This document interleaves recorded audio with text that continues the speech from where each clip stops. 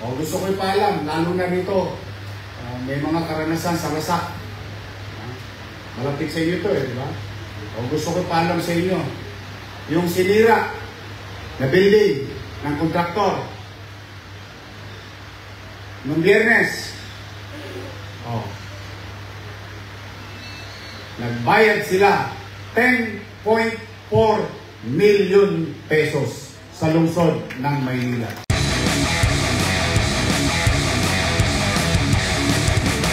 Masaya ako dahil araw-araw na ginawa ng Diyos. Yung iba nating mga kababayan na nagigipit sa pulinarya, sa pagpapalibing, mga mahihirap nating kababayan. Ngayon, nagkaroon sila ng direktor ulit na may tenga na pinakikinggan yung hinaing at kakulangan ng ilan nating mahihirap na namatayan. Ayan, ang ating Direktor Dandan Pang. Nangangayayat pa ho yan. Kasi wala rin siyang tulog Hindi rin sila papahinga. Of course, sa ating mga barangay chairman, na nandito, mga kagawad, secretary treasurer, mga tanod, lahat ng barangay officials, ating kapwa-kawani, mga kabataan, nasa grade at special mention ko lang yung aking mga paborito, mga lolo't lola ko. Pinapaborito ka, palakas ang palakas yan.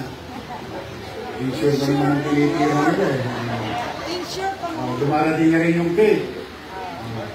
Na-resume na rin yung cake. Nabalik na yung insure, nabalik na yung cake. Sa Oktubre, magkikita tayo.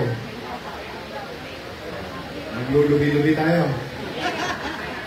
Hulyo, Agosto, Setyembre, bigaya na ng Oktubre. I love you. Malaking pera yan, 390 million. Kahit wala tayong pera, basta yun lang, itatawid ko, iraraos ko. Kahit na tayo talaga saig na saig. But then again, masaya ako, yung mga bata dyan sa daycare, hindi maalis. Yung mga lolo't lola ko, hindi maalis. Gamitin nyo muna yan. Banto. Sawa. Gusto ko lang kayo i-update. Alam nyo, 5-5 ang akusasyon ngayon sa mga taong gobyerno. Tama ba? Hindi naman natin masisisi ang taong bayan. Talagang talamak At ang naperwisyo, mamamayan. Akalain mo Pilipino ngayon, pragman na. Pag umulan, swimming. Kaya nagalit ang taong bayan. Kaya ang taong bayan, naghihinagpis ang dinigil. I hope on what they're doing right now in the national government ay talagang merong mapanagot. Hayaan natin sila, yung mga proper forum, body, or ahensya ng gobyerno na mapapanagot ang mga may sala o nagkamali. Ngayon, tayo sa Maynila, iba ang approach. Ilagay sa tama yung mali. Pagka mali, pinapagalitan. Pero hindi pwedeng galit lamang. Kailangan, i-guide mo rin paano itama. O tingnan po ninyo. Nais kong ipabati sa inyong lahat dito, sa Tercero Distrito. 2022, 23, 24, at 25. Itong mga kontraktor, hindi nagsipagbayad ng buwis sa Maynila. Napagalaman ko. Dahil sa inyo. Dahil dyan. Anong ginawa ng inyong pamahalang lungsod? Binigyan ko ng SOA. Hinabol natin. Bakit? Yun ang tama. Yun ang legal. Yun ang tamang Kasi ituro ko ang daliri ko. Ito. Walang mangyayari doon. Wala. Hayaan natin. Yan, Senado, nag-iimbestiga. Kongreso, nag-iimbestiga. COA, nag-iimbestiga. Ang Presidente, nag-iimbestiga. Hayaan na natin sila. Basta tayo, what is due to the city, kung ano ang marapat para sa syudad, dapat makuha ng syudad. Why? Ito, huwag ka nang lumayo. Ito, tingnan mo to. Ayun, may business permit, oh. Ayun, nakita ko na. Oh, may business permit. Anong ibig sabihin? Maliit na pwesto, nagbayad ng buwis sa lungsod. Kinilala ang pangalang lungsod. Bakit sa kanya applicable ang batas? Bakit sa malalaking kontraktor hindi? Sa Maynila, di ba kami? Tayo, sinuwa natin. Ano ngayon ang naging pabor para sa atin? Kasi importanteng malaan ito ng taong bayan, dala na, tayo puro taga-Maynila. Sino hindi taga-Maynila rito? Sino taga-Maynila? Taas ang kamay. Exactly. Because there must be government. There must. Kailangan may gobyerno. Ano naging epekto? Mga nanay ko, mga tatay ko, nais kong ipabatid sa inyo, lalong-lalo na sa mga barangay official. Noong Biyernes, nakakolekta na tayo ng 93 million pesos. From zero. From wala. Hinabol ng pamala ng bayad sila. O yun ano, Yorme, paano yung hindi magbabayad? Kasi, huwag kayo mag-alala. Ito nga, dinimanda ko eh. Dinimanda ko yan, kriminal. Kasi, yun ang tama, kaysa akusahan ko eh. Diba, kasi turo ko lang ng turo daliri ko. The legal way, the proper way. 93 million. Gusto ko ipaalam, lalo na rito, may mga karanasan sa Rasak. Malapit sa inyo ito di ba? Gusto ko ipaalam sa inyo, yung sinira na building ng kontraktor, noong Biyernes, nagbayad sila 10.4 million pesos sa lungsod ng Maynila.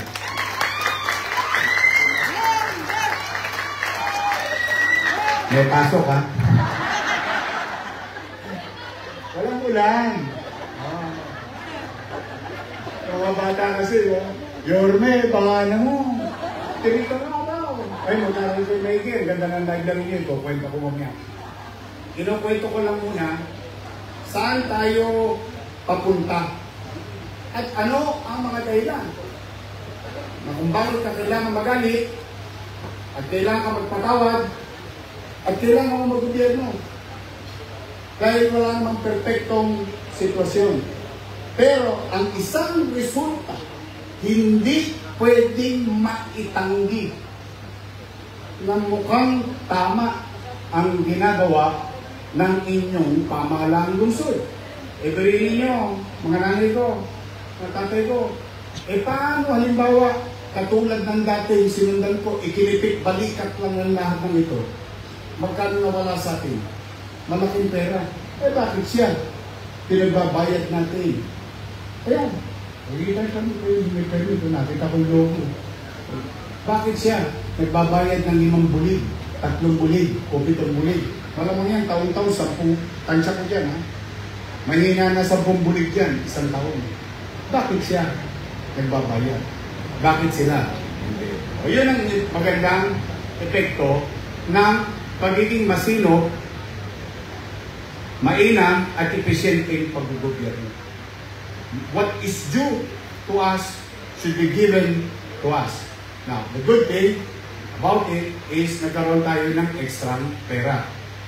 At naman ang mga extra pera niyan, nagagamit natin sa serbisyo. Sa akin ba sila nagbayad?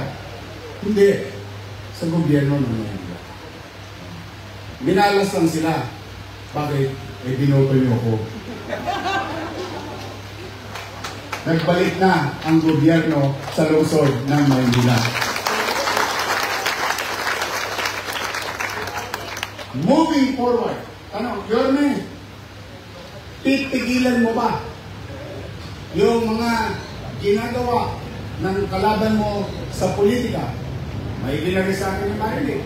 Ang sagot, hindi. Ba't ko pitigilan? Pakikinabangan ng taong bayan. Kaya lamang, huwag lang sila magpapagawa sa bagay, sa lugar, na makapagbibigay indulto, perwisyo, o panganib sa komunidad. Kung ang paggawain bayan ay bagay na katulad ng bubuksan o i-groundbreak natin yun, so be it. In fact, gusto kong ipaalala sa inyo, huwag kayong magpupunta muna sa Dimasalang ngayong araw na ito. Alam niyo bakit? Gagawin na yung tulay ng District 3 and District 4. Tanong, kaninong project yun? Sa kanila. Tanong, inaprobahan ko ba? Opo. Hindi ko lang inaprobahan, binigyan ko pa ng traffic enforcement at ito ako ngayon. Nag-aabiso sa tao na mahihirapan tayong bumiyahe in the next 360 days dyan sa Dimasalang. Kapakinabangan ba ng tao yun? Opo. Tulay ba yun? Opo. Magagamit ba ng tao? Opo. Yun yung punto ko. Kapag sila ay nakipag-ugnayan sa lokal na pamahalaan, tukdin lang nila ang kanilang obligasyon, wala yan yung politika. Ang politika, nung Mayo. After nun, may decision na ang tao. We have to work together. Yun ang importante. Diyan maraming namamali. Yung salitaan, personal lang yan. Bakit ko idadamay yung personal na sakit ng puso ko sa mga bagay na sinabi nila sa pamamahala sa tao? Yung sinabi nilang masakit sa akin, ako lang ang nasaktan. Bakit kailangan ko saktan sila at mapahamak, malagay sa sitwasyon ang taong bayan? Pwede ko naman isang tabi yung akin. Bakit? Di ba mga lingkod bayan kami? Supposed to be. Paglilingkod sa tao ang mahalaga. Ngayon, kung sino may mali, may husgado. May investigasyon. Sino magsasabing tama o mali, ayan natin ang tamang ahensya ng gobyerno. But for the meantime, sa ating mga nakikinig sa langka, sa harapan, ang ganda sa Kodli, at dito sa lokal, may gobyerno na sa lungsod ng Maynila. Today, we are going to groundbreak something that is new. New facility with old principle. Library. Silid Aklatan. At hindi lang to for libro. I would like to inform yung ating mga, ito na naman, special mention na naman kayo. Malulot-lala ko. Sa inyo ito, at mga kabataan, sa inyo ito. Sigurado ako tiyak ko, hindi na tayo maghahanap ng taong pumunta sa library. Piling ko yung mga kabataan, sigurado ko pupunta yung library natin. Pero bakit? Pag nadali natin to, puro apple ang lalagay natin sa computer. Sabi nyo, kwento pa lang. Laway pa lang yun. Paano pag nagkakabaw na? Yes, we will modernize our library. While we have the physical book, but also we will adapt to technology so that everyone will have an access to it. equal opportunity in this type of equipment and better. And that's why we will continue to invest to minimum basic needs, MBN, housing, education, healthcare, and jobs.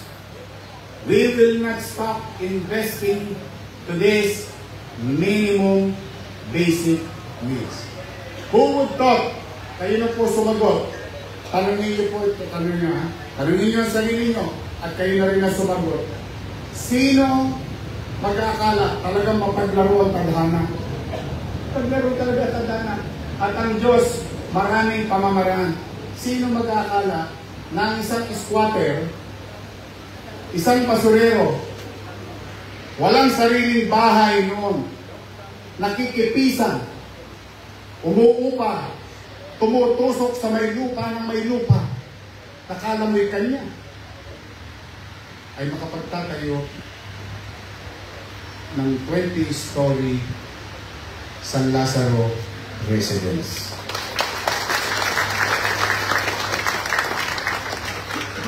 Sino makikinabang? Mamamayan, pamilyang Manila. Talagang mapaglaro ang tagal. Yung squatter,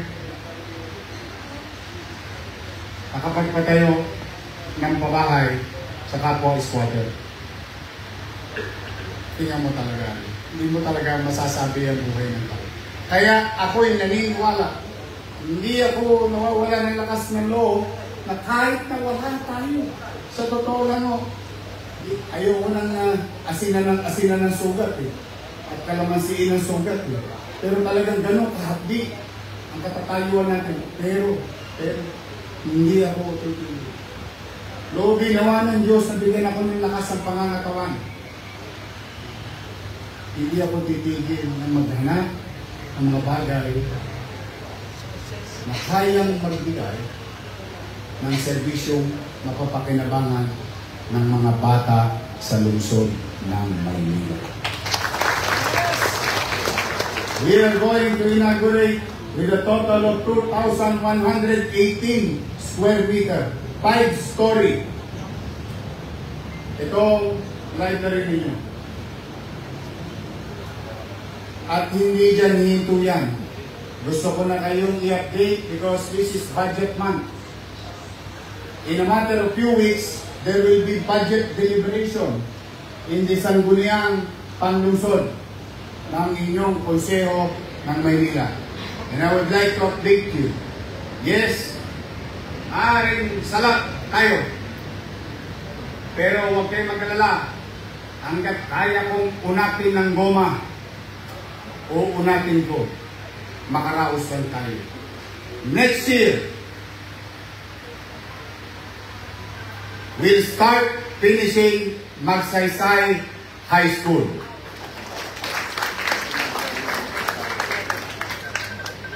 Next year, here again in 3rd District, we will build NDRRMO Flood Monitoring Command Center here in 3rd District. Next year, we will build Binondominium 2 in 3rd District. Pamilyar pa kayo sa San Nicolas? Sino na kinabang? Yung squatter sa gitna. Nang natayo, yung Binondominium 1, dinuro. Inakyat. Bakante, yung space. 3 years ng bakante. The purpose is to build another, but nobody built. But we will build Binondominium 2 para sa susunod na squatter doon sa gitna ng Valderrama, San Nicolas, Binondo, Maynila. Next year, true to our commitment, we will start groundbreaking Pamantasan Lungsod ng Maynila College of Medicine. We will produce more doctors, more nurses, or all other allied healthcare forces. Today, we are only producing about a few hundreds. But, niyawa ang Diyos. Tayo na ang may pinakamalaking healthcare program sa buong Pilipinas. 7 na ang ospital natin dahil binuksan na natin yung Baseco Hospital. We have 44 health centers, 7 hospitals. Then, it is time, it is right, and aligned with our minimum basic needs to produce more doctors on our own. Magaling ang PLN, top-notch ang PLN, pero walang espasyo. Kung maalala ninyo, pinagawa natin yung ospital ng Maynila, yung bago. Nakita niyo yung luma, dudurugin natin yun. Magtatayo tayo ng modernong pamantasan lungsod ng Maynila College of Medicine. You know how many possible students? 5,000 students of allied health forces. Yes. We will be part of the nation building. We'll produce more medical professionals in the city of Manila. Tuloy-tuloy yan. Kaya, umanatan kayo, mga nanay tatay ko, mga barangay chairman, pinatawad ko na kayo, ha? Nakikinig yung mga constituents nyo. Oo, natatawa sila. Yan ang yorme namin. Buti na lang, hindi kayo nakinig sa kanila. Like, must move on. Yes. We must move on. Hindi rin yun yan. Kaya, kumanatag na kayo. Nakakita ko rin paborito ko, si Cortez, oh. Alam mo, ito ha, let me, why am I like this? Sino dito ang nanay? Sino ang tatay? Madaling salita, halos lahat kayo magulang. And let me put this in this situation. Being a parent,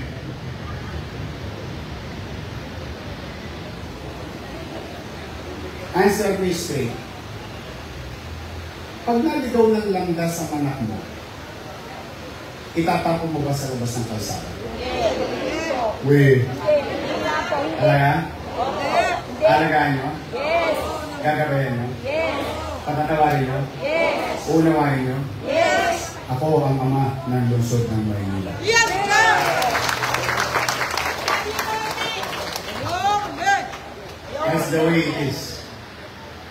If we can apply it to our homes, as a father of the city, I, for one, should avail of such culture, tradition, or way of life, being a parent. Ganun lang yun. Pag naligaw, mapipitik mo sa tenga ng kaute. Gusto yung ulo mo. Apalay mo sa whitepax. Ang mali, pag natalo ka ng hanger, naray, nilatay. But that's how being a parent.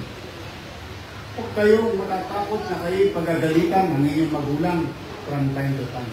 Because walang magulang ang makatitiis sa kanyang anak. Matitiis ko ba kayo? At the end of the day, manilay nyo kayo. At the end of the day, mayor ako. Meron akong obligasyon sa inyo. At the same manner, kung nagagawa nyo sa anak ninyo, kaya ko rin gawin sa mga anak kong 2 milyong Manileño sa lungsod ng Manila. Pangalawa, ang Panginoon ba? Whether si Jesus, si Allah, kung sino man ang Panginoon ninyo. Ayok, nasa langit ha, huwag yung nasa ibaba. Matanong ko lang kayo, mapagpatawad ba ang Diyos? Yes! Naniniwala kayo? Yes! Talaga? Opo! Kahit anong kasalanan natin, ang pakiramdam natin, patatawarin tayo ng Diyos? Yes. Tama ba? Yes. O, kung ang Diyos nagpapatawad, ako pa kaya? Yeah. Who am I? Tanong, wala ba akong kasalanan sa buhay? Hindi totoo yun.